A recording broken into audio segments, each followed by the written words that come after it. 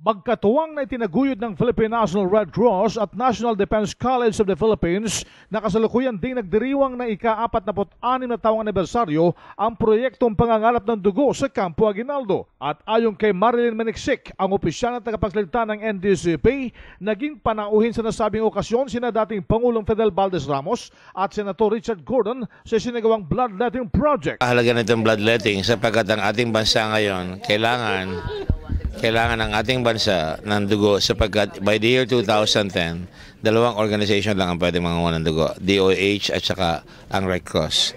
At ngayon sa hamon ng panahon, sa dami ng mga viruses na lumalabas, dami ng mga disasters na lumalabas, kailangan natin naka-store tayo ng dugo palagi para makaka-alpas tayo sa mga problema natin.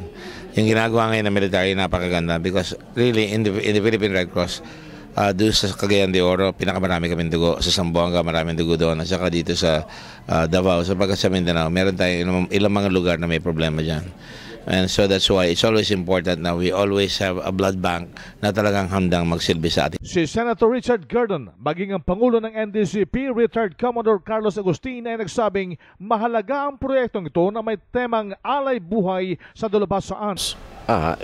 Kami nagpapasalamat sa AFP for responding to our request for blood donations. Halos lahat ng major services nagpunta rito.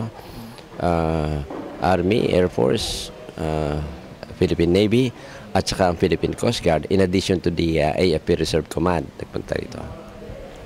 Salamat po. Si retired Commodore Carlos Agustin, RH 911, Bing Pormento ng DZRH Nationwide.